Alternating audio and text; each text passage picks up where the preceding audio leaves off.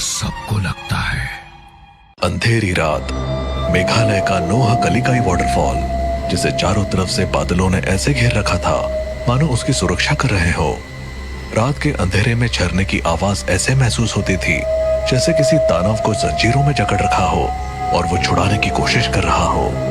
इसी बीच गांव की तरफ से एक शोर गूंजता हुआ झरने की तरफ आया। वो भीड़ एक लड़के के पीछे भाग रही थी जिसके हाथ में एक चाकू था।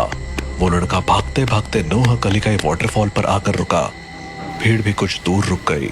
इसने मेरी बेटी को मार डाला, इसको भी वैसे ही तड़पा तड़पा कर मारो। मारो मारो मारो मारो। अचानक उस लड़के को एक आवाज सुनाई दी।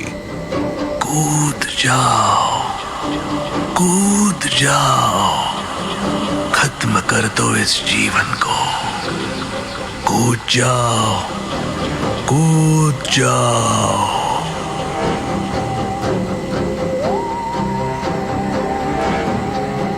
वो भूतिया झरना है, हम वहाँ नहीं आएंगे। इधर आजा चुपचाप। वो भीड़ क्या चिल्ला रही थी उस लड़के को कुछ सुनाई नहीं दे रहा था। उसको सिर्फ एक आवाज सुनाई दे रही थी। कूद जाओ, कूद जाओ, कूद जाओ, कूद जाओ। उस आवाज की इंटेंसिटी बढ़ती चली जा रही थी। कूद जाओ, कूद जाओ, कूद जाओ, कूद जाओ। आखिरकार वो लड़का कूद ही गया। हे भगवान, ये तो कूद गया। आज तक यहाँ कोई मरा नहीं था, आज ये मर गया। चलो वापस चलो, आज के बाद कभी कोई यहाँ लौटकर नहीं आएगा। वो सारी भीड़ अपने अपने घर को लौट गई। इस घटना के कुछ साल बाद मेघालय से लगभग 2000 किलोमीटर दूर दिल्ली में राजेश नाम का लड़का अपने माँ बाप को सोलो ट्रिप पर मेघालय जाने के लिए मना रहा था। सोलो ट्रिप मतलब अकेले जाएगा? तुझे हो क्या गया है राजेश? अरे माँ, सोलो ट्रिप का मतलब ये नहीं कि मैं सच में अकेला हूँ। आजकल ग्रुप ट्रिप होती है, ट्रैवल एजेंसी सब अरेंज करती है। तू हमें बेवकूफ समझता है क्या? पापा, मैं बच्चा नहीं हूँ और हम ग्रुप में जाएंगे जिसमें अजनबी लोग होंगे पर सबकी डेस्टिनेशन सेम होगी। फिर भी अजनबी लोगों के साथ कैसे भरोसा कर सकते हैं? माँ, हर कोई ट्रिप पर एंजॉय करने के लिए ही आता है। प्लीज मुझे रोकिए मत, मुझे जिंदगी में कुछ नया एक्सप्लोर करना है। काफी देर तक बहस के बाद राजेश ने अपनी माँ को गले लगाकर मना लिया। पिता थोड़े अनमने तो थे लेकिन उन्होंने भी अनुमति दे दी। ठीक है, लेकिन कोई गड़बड़ हुई तो सीधे घर वापस आना, समझे? जी पापा, बिल्कुल। अगले दिन राजेश ने अपना सफर शुरू किया। दिल्ली से मेघालय तक का सफर लंबा था। ट्रेन में सफर के दौरान उसने अपने ग्रुप के लोगों से मुलाकात की।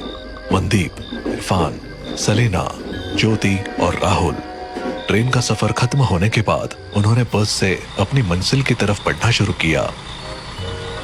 ये पहाड़ और हरियाली देखकर तो मन ही शांत हो गया। Seriously, it's amazing. बस अब एक पतली सी सड़क पर चल रही थी।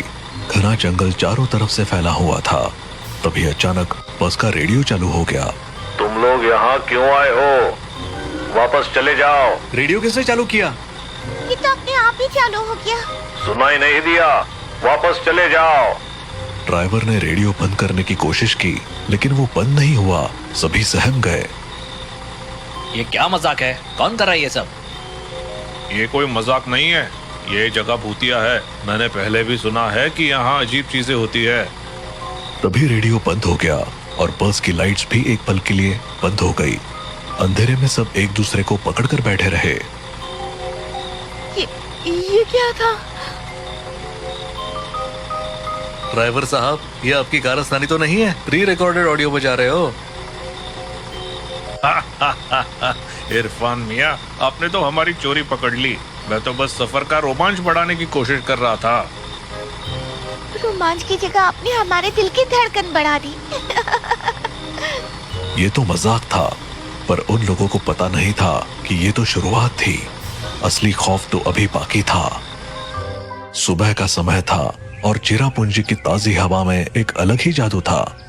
बस से उतरते ही उनका स्वागत गाइड डेविड ने किया। आप लोग चेरापूंजी की असली खूबसूरती देखने आए हैं तो यकीन मानिए ये सफर आपको हमेशा याद रहेगा। लेकिन याद रखना, प्रकृति जितनी खूबसूरत है उतनी खतरनाक भी। आप तो शुरुआत में ही डरा रहे हैं। डरना मत, मैं साथ हूँ, चलिए चले।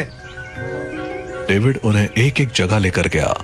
हरियाली, अनगिनत झरने और लगातार गिरती बारिश ने उन सबको मंत्रमुग्ध कर दिया। बादलों के पीछे चलते हुए उन्हें ऐसा लग रहा था जैसे वो किसी जादुई दुनिया में आ गए हों। ये जगह तो सपनों जैसी है, मैं यही रहना चाहती हूँ। यहाँ सिर्फ घूमने में मजा है, रहना मुश्किल है। हमेशा बारिश जो होती है। जो भी हो, ये सफर जिंदगी भर याद रहेगा।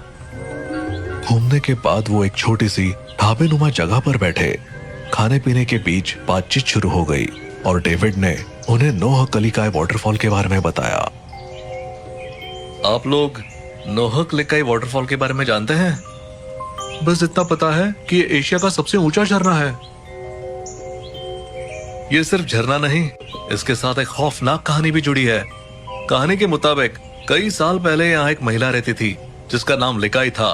उसने अपने बेटी को पालने के लिए दूसरी शादी की, लेकिन उसका दूसरा पति बहुत ही क्रूर था। उसने लिकाई की बेटी को मारकर उसका मांस पका दिया।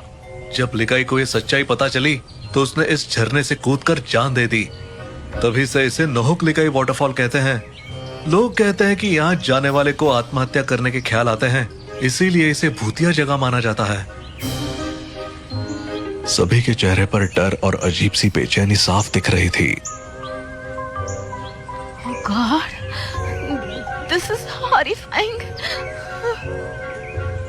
लेकिन क्या ये सच है? मैंने ये चीज फर्स्ट हैंड एक्सपीरियंस की है। मैं आपको वहां जाने की सलाह नहीं दूंगा। सभी ने उस जगह जाने की इच्छा जताई, लेकिन डेविड ने मना कर दिया। रात में सभी अपने कमरे में लौट आए, लेकिन राजेश के मन में उस जगह को देखने की इच्छा हो रही थी। उसने राहुल से बात की। राहुल, मुझे नोह कलिकाय वाटरफॉल जाना है, तुम मेरे साथ चलोगे? तुम पागल हो गए हो क्या? डेविड ने मना किया था ना। बस एक बार देखेंगे और लौट आ जाएंगे यार, प्लीज। ठीक है, पर जल्दी वापस आना होगा।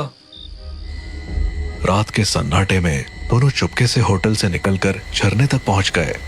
झरने की गड़गड़ाहट और उसकी ऊंचाई देखकर वो दंग रह गए, लेकिन तभी उनके दिमाग में अजीब ख्याल आने लगे। कूद जाओ, कूद जाओ, ये जीवन बेकार है, कूद जाओ।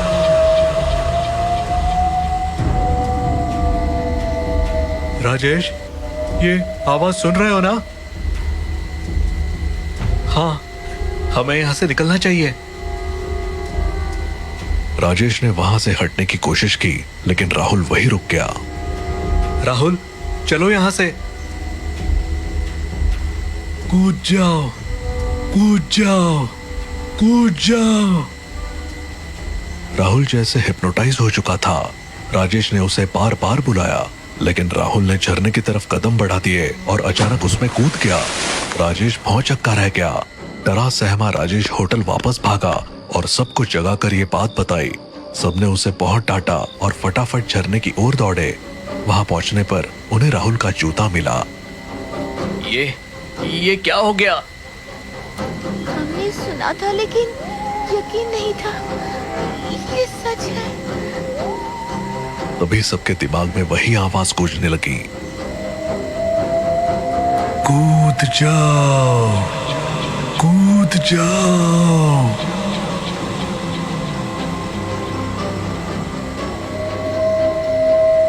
यहाँ से भागो, जल्दी।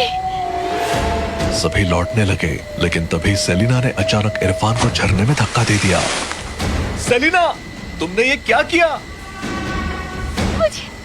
मुझे भी वही आवाज सुनाई दे रही थी। मैं खुद कूदने वाली थी, लेकिन अचानक उसे मारने का ख्याल आया। सभी हैरान परेशान होकर सेलिना को लेकर होटल लौट आए। सेलिना झूठ बोल रही है, ये उसका सिर्फ बहाना है। मर्डर हुआ है, हमें पुलिस को बुलाना चाहिए। हाँ, सच पता चलेगा। ये कत्ल है, इसे छुपा नहीं सकते। सच कह रही हूँ, वो आवाज मेरे दिमाग में गूंज रही थी। मुझे नहीं पता चला मैंने क्या किया। रुकिए, आप लोग समझ नहीं रहे हैं। ये घटना अजीब है, पर मैंने पहले भी ऐसा सुना है। नोहक लेकाई वाटरफॉल के पास जाने वाले पहले सिर्फ खुद को नुकसान पहुंचाते थे, पर कुछ साल पहले एक लड़के ने गांव में किसी का खून कर दिया और भागकर वही जाकर खुदकुशी कर ली। तब से वहां जाने वालों को आत्महत्या के ख्याल के साथ साथ किसी और को भी मारने के विचार आते हैं। ये जगह अब खतरनाक हो चुकी है। ये सब अंधविश्वास जैसा लगता है। आप माने या ना माने, लेकिन मैंने ये बात कई बार सुनी है। ये सब उस लड़के की आत्मा कर रही है। सभी के चेहरे पर डर का साया था। किसी ने सोचा नहीं था कि उनका सफर इस तरह एक पूरे सपने में बदल जाएगा। तभी ज्योति बोली, राजेश कहाँ है? वो यहाँ नहीं दिख रहा। क्या वो फिर से झरने की तरफ गया है? नहीं, हमें उसे रोकना होगा। सभी घबराए हुए झरने की ओर भागे। वहां पहुंचकर उन्होंने देखा कि राजेश झरने के बिल्कुल किनारे पर खड़ा था और ऐसा लग रहा था जैसे वो किसी से बात कर रहा हो। राजेश, वहाँ से हटो। क्या कर रहे हो? यहाँ आओ। तभी राजेश के पास एक साया दिखाई दिया। साया कुछ पल के लिए रुका और फिर गायब हो गया। राजेश ने सिर घुमाकर उनकी ओर देखा और धीरे धीरे वापस आ गया। राजेश, वहाँ क्या हो रहा था? मुझे ऐसा लग रहा था जैसे जैसे कोई मुझसे बात कर रहा हो। वो कह रहा था कि मैं यहाँ से मत जाऊं। वो मुझे रोक रहा था।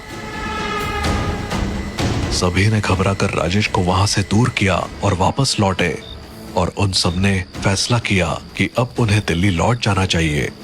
बस चल पड़ी। धीरे धीरे लंबे सफर और मानसिक थकावट के चलते सभी सो गए। लेकिन रात के अंधेरे में राजेश अचानक उठ गया। उसकी आंखें लाल थी और उसमें कोई इमोशन नहीं थे।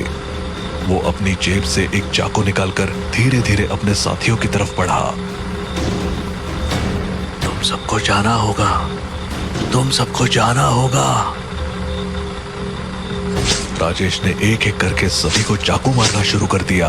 उनकी चीखें सुनने वाला ड्राइवर के सिवा कोई नहीं था। ये लड़का पागल हो चुका है। ये आत्मा का खेल है। इसे रोकने का एक ही तरीका है।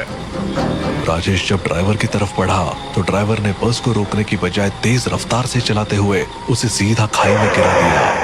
बस एक जोरदार धमाके के साथ नीचे गिरी और पल भर में आग की लपटों में घिर गई।